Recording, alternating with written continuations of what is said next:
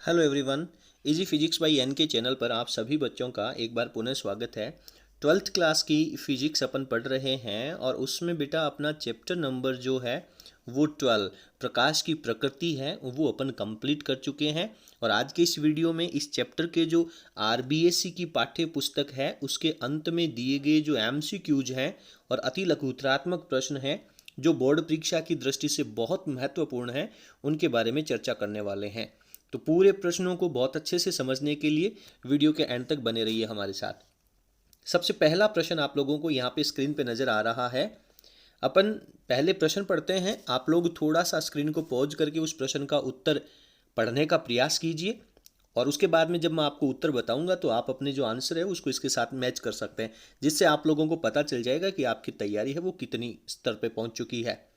पहला प्रश्न कह रहा है कि व्यतिकरण की घटना को दर्शाने के लिए हमें दो स्रोतों की आवश्यकता होती है। बिल्कुल सर, प्रकाश का व्यतिकरण जब होता है तो उसमें यंग का डबल स्लिट एक्सपेरिमेंट भी अपन ने पढ़ा और डेफिनेटली अपने को दो सोर्स, लाइट सोर्स की ज़रूरत होती है। ठीक है, विकिरण उत्सर्जित करते हैं, यानी ये दोनों स्रोत हैं वो प्रकाश की तरंगे हैं वो उत्सर्जित करेंगे। ओके, तो इसमें उत्सर्जित होने वाले ये जो दोनों स्रोत हैं जो प्रकाश उत्सर्जित कर रहे हैं उनकी विशेषताएं पूछी जा रही हैं। इन दोनों स्रोतों से जो प्रकाश की किरणें उत्सर्जित हो रही हैं उनकी विशेषताएं यहाँ पे पूछी जा रही हैं। पहला ऑप्शन कह रहा है उन दोनों तरंगों की आवृत्ति समान होनी चाहिए और निश्चित कलांतर होना चाहिए। क्या प्रकाश के व्यतिकरण की जब आप लोगों ने शर्तें पढ़ी हैं क्या उनमें ये शर्त है? चलिए आगे बढ़ते हैं। डेफिनेटली सर ये शर्त थी उनके अंदर। लगभग समान आवृत्ति होनी चाहिए? बिल्कुल नहीं, आवृत्ति है वो एग्जैक्ट समान होनी चाहिए। समान आवृत्ति होनी चाहिए? बिल्कुल सर समान आवृत्ति होनी चाहिए। भिन्न भिन्न तरंग दैर्ध्य होना चाहिए? तरंग दैर्ध्य है वो भी इनका समान होना चाहिए। ठीक है, क्योंकि आवृत्ति समान होगी तो डेफिनेटली तरंग दैर्ध्य भी तो समान होगा ना। Nu is equals to formula होता है सी अपॉन लेमडा। तो जब दोनों की आवृत्ति समान है, स्पीड ऑफ लाइट तो सब में समान रहती ही है, तो यहाँ पर जो लेमडा होगा वो भी समान होगा, क्योंकि अगर लेमडा वेरी करेगा, चेंज होगा, तो आवृत्ति भी चेंज हो जाएगी। इसलिए तरंग दैर्ध्य है वो समान होना चाहिए, तो ये ऑप्शन गलत हो जाता है। अब अपने सामने ऑप्शन ए और शे दो बचते हैं, लेकिन इन दोनों में से ज़्यादा बेटर कौन है? क्योंकि ऑप्शन ए में आपको समान आवृत्ति और कलांतर निश्चित दे रखा है। आपने पढ़ा था कि ये जो दोनों स्रोत हैं वो अपने पास कला संबंध स्रोत होने चाहिए, और कला संबंध स्रोतों में जो कलांतर होता है वो समय के साथ नियत बना रहता है। तो डेफिनेटली अपना जो ऑप्शन ए है वो इस प्रश्न के सभी उत्तरों में से सबसे बेस्ट है, सभी ऑप्शंस में से, इसलिए ए ऑप्शन इसका राइट आंसर हो जाएगा। चलिए आगे चलते हैं और प्रश्न संख्या अपन 2 पे पहुंचते हैं। दूसरा प्रश्न अपने को कह रहा है कि एक यंग के द्विस्लिट प्रयोग में एक वर्णी प्रकाश स्रोत प्रयुक्त किया गया है। डेफिनेटली सर मोनोक्रोमेटिक लाइट जो होती है, एक रंग का प्रकाश होता है, वो ये अपन यूज करते हैं। पर्दे पर प्राप्त व्यतिकरण फ्रिंजों का आकार कैसा होगा? सर फ्रिंज के आकार के बारे में तो अपन ने कोई चर्चा ही नहीं करी। आपने पढ़ा था कि ये आपके पास यंग का डबल स्लिट है, यहाँ पे प्रकाश सोर्स एस रखा हुआ है, यहाँ पे आपके पास गोलीय तरंगा अगर निकलेगा, यहाँ से निकलने वाली तरंगें इस तरीके से समान कला में मिलेंगी, उसके बाद में अलग अलग कला में अगर यहाँ पे पहुँचेगी तो उनमें पथांतर होगा, और यहाँ पर इनकी जो तीव्रता है वो इस तरह से होती है। उसके बाद में इनकी तीव्रताएं समान रहती हैं और ये प्रतिरूप आप लोगों को नज़र आता है। तो यहाँ पे ये जो डायग्राम आप लोगों को नज़र आ रहा है, मैथमेटिक्स के जो स्टूडेंट्स हैं वो इस डायग्राम को बहुत अच्छे से पहचान सकते हैं। चलिए ऑप्शन पढ़ते हैं। क्या सीधी रेखा होती है? क्या परवलय के आकार का होता है, या फिर अति परवलय होता है, या फिर वृत्त होता है? तो ये जो फ्रिंज है इनका आकार कैसा होगा? तो ये जो डायग्राम है वो डेफिनेटली परवलय का आकार होता है, इसलिए इस प्रश्न का जो राइट आंसर है वो अपना बे ऑप्शन हो जाएगा। ठीक है बेटा, चलिए आगे चलते हैं, तीसरे प्रश्न को पढ़ते हैं। प्रश्न संख्या 3 कह रहा है कि व्यतिकरण के किसी प्रयोग में पर्दे पर किसी बिंदु पर 700 नैनोमीटर के प्रकाश प्रयुक्त करने से, व्यतिकरण की बात कर रहा है, 700 नैनोमीटर दे रखा है, प्रकाश प्रयुक्त करने से तीसरी चमकीली, प्रिज्म नहीं है यहाँ पे, फ्रिंज लिखा होना चाहिए था, तीसरे क्रम की चमकीली फ्रिंज है वो प्राप्त होती है। ठीक है, उसके बाद में कह रहा है कि सेम उसी पॉइंट के ऊपर, उसी बिंदु पर पांचवें क्रम की यदि चमकीली फ्रिंज प्राप्त करनी है। देखिए एक्सपेरिमेंट आपका कंप्लीट सेम है, दोनों प्रकाश स्रोतों के जो बीच की दूरी है वो आपको सेम लेनी है। यहाँ से जो पर्दा है उसकी जो कैपिटल डी है वो आपको सेम लेनी है। केवल और केवल क्या चेंज करना है, यहाँ पे रखा हुआ जो प्रकाश स्रोत है उसका तरंग दैर्ध्य आपको चेंज करना है। और तरंग दैर्ध्य जब चेंज करेंगे तो एक्स की वैल्यू आपके पास आती है delta capital D upon small D. और सर ये जो डेल्टा होता है ये अपना पथांतर को प्रदर्शित करता है, ठीक है। और इस पथांतर के आधार पर ही अपन ये डिसाइड करते हैं कि यहाँ पे चमकीली फ्रिंज बनेगी या डार्क फ्रिंज बनेगी। तो चमकीली फ्रिंजों को प्राप्त करने के लिए मैं आप लोगों को बता दूं कि जो डेल्टा होता है चमकीली फ्रिंजों के लिए, जो डेल्टा का फॉर्मूला होता है वो वैल्यू होती है लैम्डा अपॉन 2 का समगुणज 2n। तो 2n में से आप 2 से 2 कैंसिल आउट कर दो तो n लैम्डा रह गया, और n की जो वैल्यू है वो 1 2 3 लाइक दिस ये होती है, ठीक है बेटा। तो आपको तीसरी क्रम की चमकीली फ्रिंज दे रखी है तो यहाँ पे n की जगह आप 3 रख देंगे, और दूसरी केस में n की जगह आप 5 रख देंगे, ठीक है। तो x की वैल्यू का फॉर्मूला क्या हो जाएगा पहले केस के लिए, x बराबर 3 lambda capital D upon small D. और यहाँ पे तरंग दैर्ध्य है वो अलग है तो यहाँ पे लैम्डा के साथ में अपने को 1 लगा देना चाहिए। और दूसरे केस में देखिए क्या कह रहा है, उसी बिंदु पर, यानी ये जो दूरी है वो दोनों केसेस में अपने को ये जो पर्दे का मूल बिंदु है, मुख्य बिंदु P है, उससे बराबर दूरी ले रखी है। ये जो x दूरी है वो अपने बराबर ले रखी है। तो x का फॉर्मूला क्या हो जाएगा सर, पांचवी फ्रिंज की बात कर रहा है, लैम्डा चेंज हो जाएगा capital D upon small d। अब ये दोनों वैल्यूज हैं, इन दोनों को एक दूसरे के बराबर रख दीजिए। बराबर रखेंगे तो d से d कैंसिल आउट हो गया, कैपिटल D से कैपिटल D कैंसिल आउट हो गया। तो फाइनली क्या रह गया आपके पास, मैं स्क्रीन को क्लियर करके दोबारा लिख देता हूँ। तो मेरे पास रह गया sir 3 lambda 1 this is equals to 5 lambda 2, और मेरे को 5 लैम्डा 2 की वैल्यू निकालनी है। तो ये 5 यहाँ से हट करके डिवाइड में चला जाएगा, और लैम्डा 1 की वैल्यू आपको दे रखी है। तो ये हो गया बेटा 3/5 और इंटू में 700, और आप इसको नैनोमीटर के फॉर्मेट में रख लें। क्यों? क्योंकि लैम्डा 1 को जब आप नैनोमीटर के फॉर्मेट में रखेंगे तो लैम्डा 2 की वैल्यू भी नैनोमीटर में ही हो जाएगी। तो आपको पुनः आंसर को चेंज करने की जरूरत नहीं पड़ेगी। 7 को 3 से मल्टीप्लाई किया, ये हो गया 21, तो ये हो गया 2100 बटा में रह गया बेटा 5। तो 5 का भाग लगाएंगे, 21 में जाएगा लगभग 4 बार, ठीक है। तो 4 बार जाने का मतलब ये दोनों ऑप्शन तो अपने कैंसिल आउट हो गए। उसके बाद में रह गया कितना 10 में 5 का भाग देंगे तो 2 हो जाएगा, तो 420 नैनोमीटर। तो ऑप्शन से जो है वो इस प्रश्न का सही उत्तर हो जाएगा। इस तरीके से आप इन सभी प्रश्नों को बहुत अच्छे तरीके से तैयार कर लें, ठीक है। आगे चलते हैं, प्रश्न संख्या 4 को पढ़ते हैं। चौथा प्रश्न देखिए अपने से क्या कह रहा है।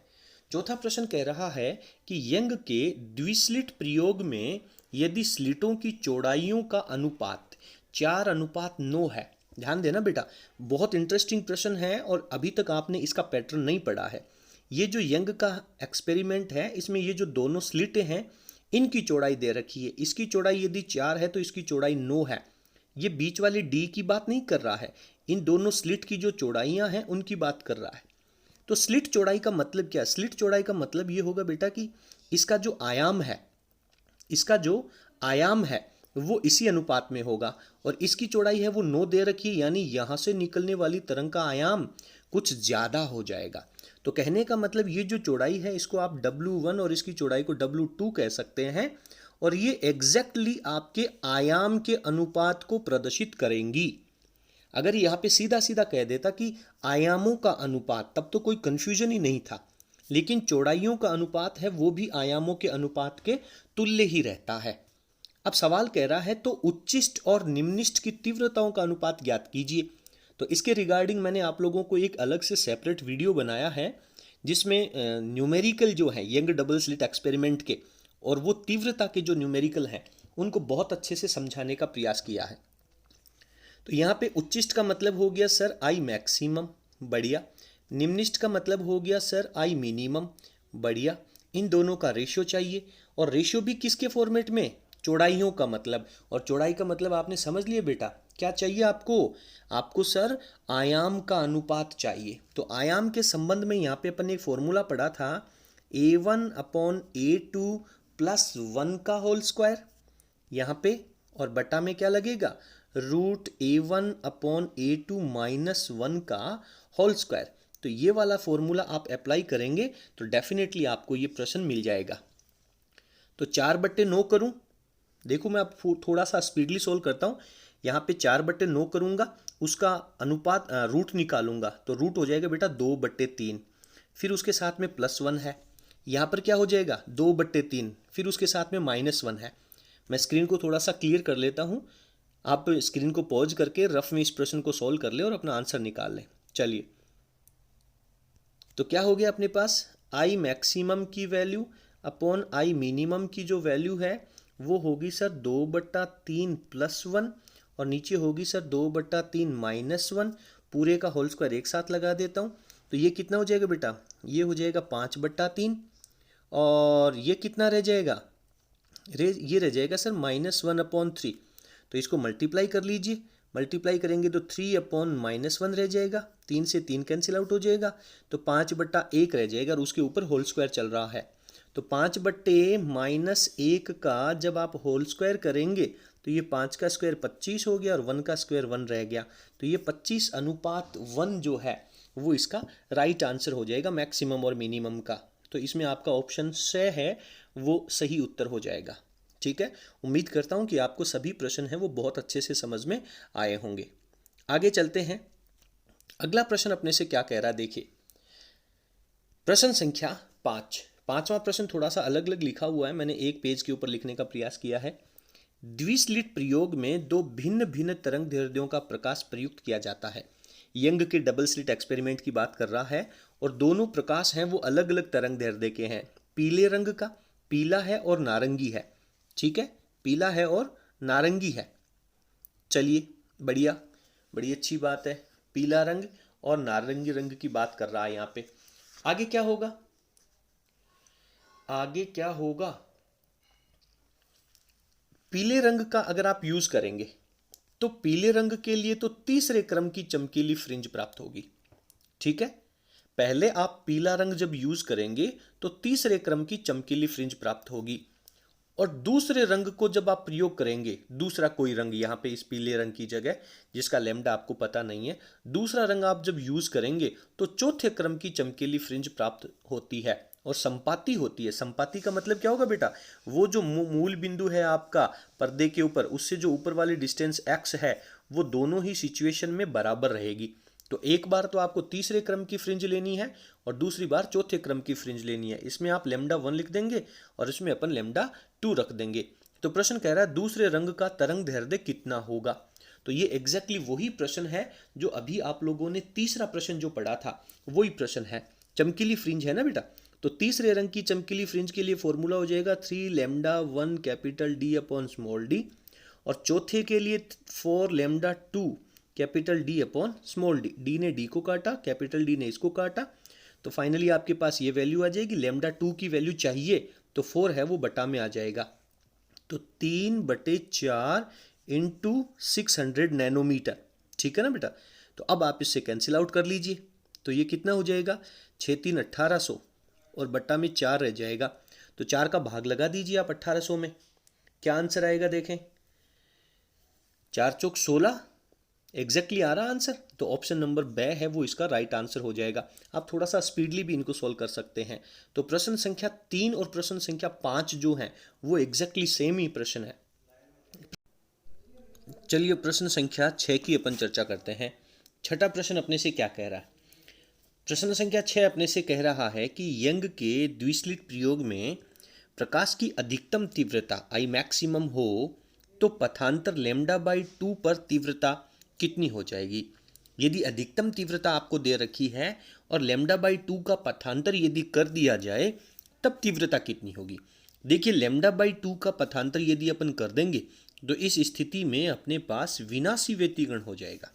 क्लियर है बेटा, λ/2 का पथांतर होने पर विनाशी व्यतिकरण हो जाएगा, और विनाशी व्यतिकरण में प्रकाश की जो तीव्रता है वो डेफिनेटली अपनी 0 रह जाती है। तो इस प्रश्न का जो आंसर है वो अपना डी द ऑप्शन हो जाएगा।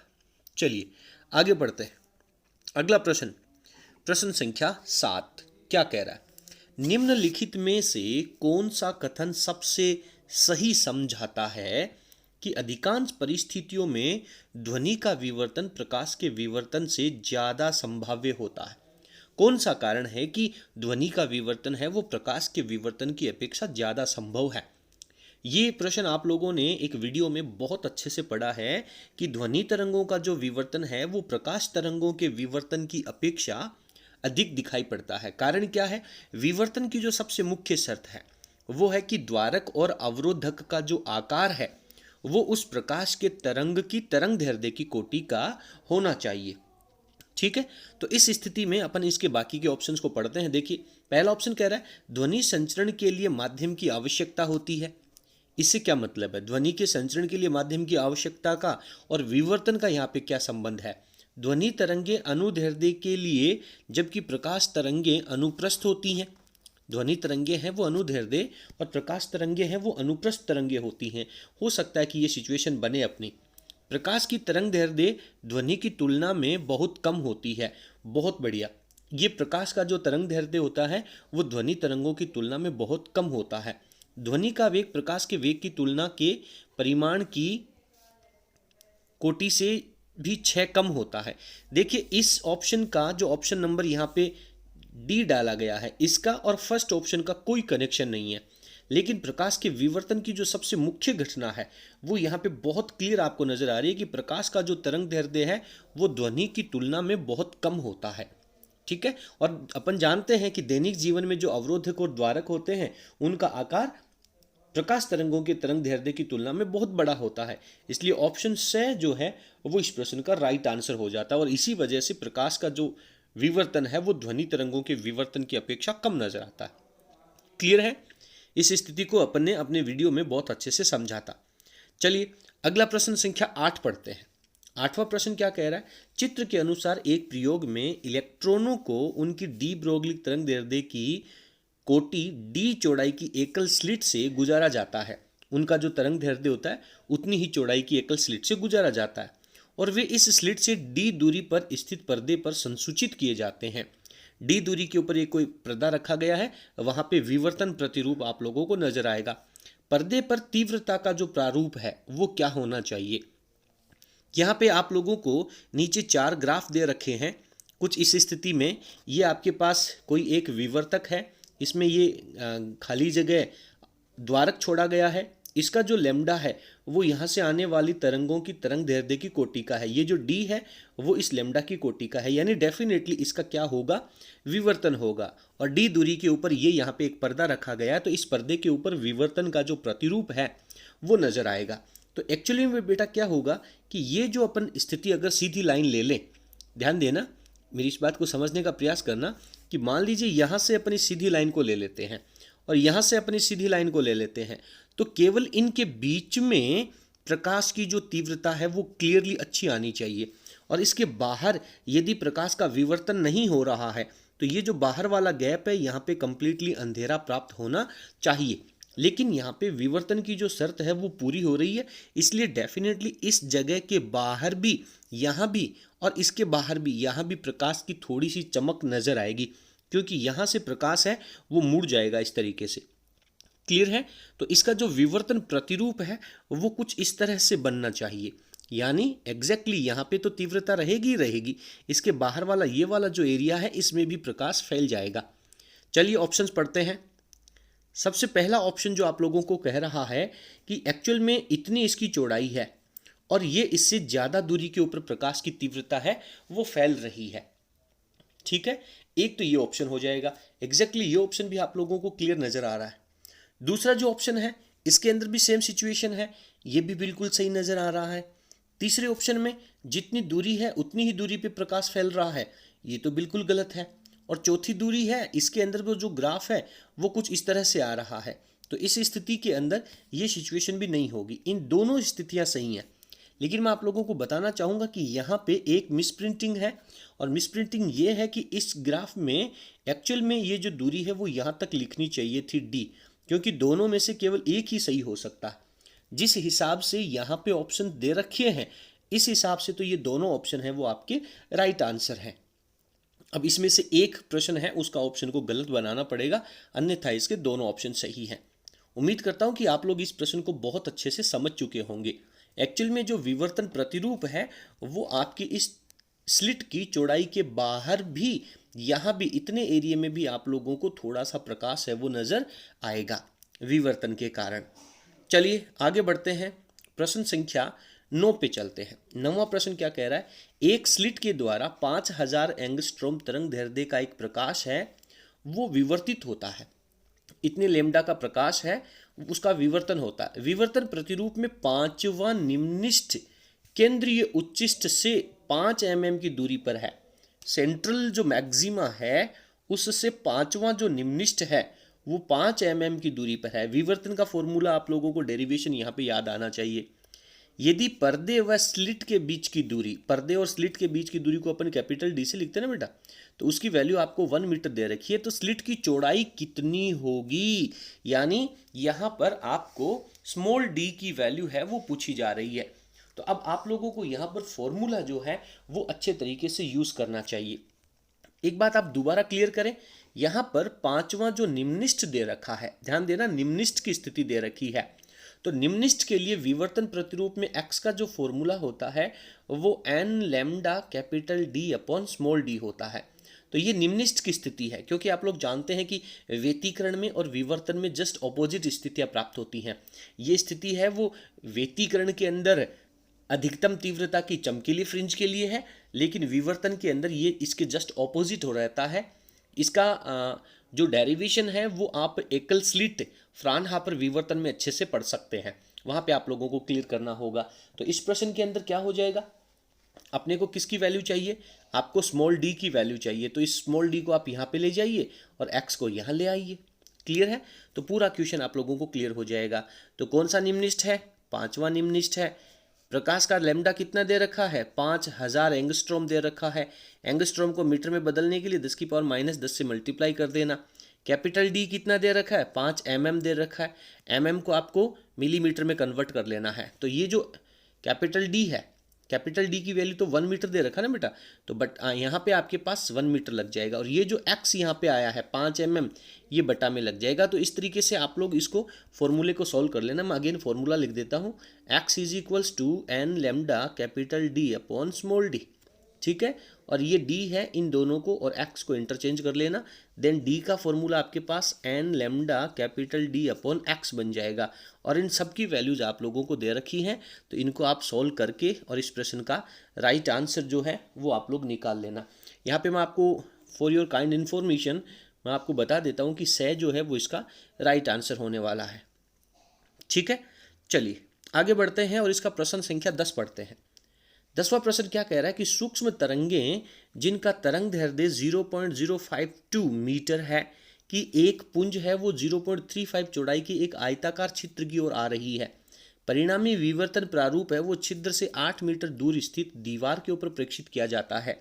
ये तो आपको लैम्डा दे रखा है, ये इतनी चौड़ाई की एक आयताकार छिद्र है, यानी ये आपको स्मॉल डी की वैल्यू दे रखी है। 8 मीटर की दूरी के ऊपर पर्दा है, ये कैपिटल डी की दूरी पर दे रखी है। प्रथम एवं द्वितीय कोटि की बाहरी फ्रिंजों के बीच की दूरी क्या होगी, पहली और दूसरी कोटि की जो बाहरी फ्रिंजें हैं उनके बीच की दूरी क्या होगी। तो इसके लिए प्रथम और द्वितीय कोटि का मतलब है कि ये जो आपके पास विवर्तन प्रतिरूप में नजर आता है आउटपुट, उसमें ये आपका जो फर्स्ट मिनिमम है उसे प्रथम कोटि और जो दूसरा मिनिमम है उसे द्वितीय कोटि कह सकते हैं। तो यहाँ पे आप जानते हैं कि इस स्थिति में आप लोगों को प्रथम निम्निष्ठ की स्थिति लिखनी होगी। तो मैं स्क्रीन को क्लियर करके थोड़ा सा नीचे ले लेता हूँ और आप लोगों को मैं बता देता हूँ कि यहाँ पे फॉर्मूला क्या लगेगा।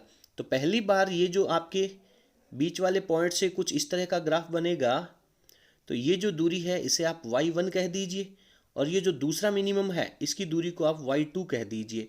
तो इन दोनों के बीच की दूरी अपने को निकालनी है, यानी y2 माइनस y1 की वैल्यू निकालनी है। क्लियर कह रहा है, प्रथम और द्वितीय कोटि के बाहरी फ्रिंजों के बीच की दूरी चाहिए आपको। तो यहाँ से आप सेंट्रल पॉइंट से y2 का वैल्यू निकाल लीजिए और उसमें से y1 माइनस कर दीजिए। तो y2 की वैल्यू क्या आएगी, y2 की वैल्यू के लिए फॉर्मूला रहेगा n lambda capital D upon small d। ठीक है, और y1 के लिए फॉर्मूला क्या रहेगा, N lambda capital D upon small D. तो N1 यहाँ पे 2 ले रखा है तो इसको आप N2 कह दीजिए, Y1 कहा है तो इसे आप N1 कह दीजिए। और अब आप इस वैल्यू को सॉल्व कर लीजिए और आपको प्रश्न में Y2 माइनस Y1 की जो वैल्यू है वो कैलकुलेट करनी है। आप स्क्रीन को पॉज कर लें और इस प्रश्न को बहुत अच्छे तरीके से सॉल्व कर लीजिए। और इस प्रश्न का जो आपका आंसर है वो आपको मिल जाएगा 1.8 मीटर। लगभग कितना मिलेगा? 1.8 मीटर, 1.18 आंसर आना चाहिए। 1.18 के अप्रॉक्सीमेट इसका आंसर आना चाहिए। तो आप लोग क्लियर कर लेना, ये लगभग वैल्यू जो है वो बी के बराबर आएगी। आप स्क्रीन को पॉज करके और रफ कॉपी में इस प्रश्न को इस फॉर्मूट के अकॉर्डिंग सोल्व कर लीजिएगा। आगे बढ़ते हैं, प्रश्न संख्या 11 पे चलते हैं। खगोलीय दूरदर्शी का द्वारक बड़ा होता है। जो खगोलीय दूरदर्शी होता है उसका द्वारक बड़ा बनाया जाता है, क्या कारण है? एक्चुअल में ये जो प्रश्न है वो आप लोगों के चैप्टर नंबर 11 का है, ठीक है। तो खगोलीय दूरदर्शी जो होता है, जिसे अपन परावर्तक दूरदर्शी कहते हैं, उसका द्वारक बड़ा बनाया जाता है ताकि गोलीय दोष को दूर किया जा सके। डेफिनेटली यही प्रश्न आप लोगों का इसका राइट आंसर हो जाता है, ठीक है। ताकि जो गोलीय विपथन का दोष होता है, आप लोगों ने पढ़ा होगा कि परावर्तक दूरदर्शी है वो अपवर्तक दूरदर्शी की अपेक्षा बेहतर होता है। क्या कारण है कि परावर्तक दूरदर्शी में एक तो आपके पास परावर्तक दूरदर्शी में गोलीय विपथन का दोष नहीं पाया जाता है और एक वर्ण विपथन का दोष है वो नहीं पाया जाता है। तो इस प्रश्न का जो आपका राइट आंसर है वो ऑप्शन नंबर ए हो जाता है। अगले प्रश्न पे चलते हैं। प्रश्न संख्या 12 कह रहा है कि एक काले कागज पर दो सफेद बिंदु एक दूसरे से 1 mm की दूरी पर रखे गए हैं। ये दो बिंदुओं के बीच की दूरी है, यानी स्मॉल डी से लिखेंगे। उन्हें 3 mm व्यास वाली आंख की पुतली से देखा जाता है। ये आप लोगों को यहाँ पे बता दूं, ये आप अपने पास विभेदन क्षमता का प्रश्न बनना चाहिए, ठीक है। तो अब अपन इस प्रश्न को दोबारा पढ़ते हैं। एक काले कागज के ऊपर दो सफेद बिंदु हैं, एक पॉइंट ये है, एक पॉइंट ये है। इन दोनों के बीच की जो दूरी है वो 1 mm की दे रखी है। इन्हें लगभग 3 mm व्यास वाली, यहाँ पे एक आंख है और उस आंख का जो व्यास है वो आपको 3 mm दे रखा है, पुतली से देखा जाता है। उनके मध्य अधिकतम दूरी क्या होगी? इनके बीच की ये जो अधिकतम दूरी है, जिसे अपन कैपिटल डी कह सकते हैं, ये पूछी गई है। उन्हें आंख द्वारा ठीक से विभेदित किया जा सके। और प्रकाश का जो लैम्डा है वो आप लोगों को दे रखा है। तो यहाँ पे अपने पास जो फॉर्मूला बनने वाला है वो फॉर्मूला अपने पास विभेदन सीमा का बनेगा। और विभेदन सीमा का फॉर्मूला क्या होता है? डेल्टा बराबर, डेल्टा थीटा अपन कह सकते हैं, डेल्टा बराबर 1.22 लैम्डा अपॉन डी, ठीक है। और ये जो थीटा का फॉर्मूला होता है, ये कोण बराबर होता है चाप अपॉन त्रिज्या। तो चाप का काम कौन करेगा? ये वाली वैल्यू, इसको आप L कह दीजिए।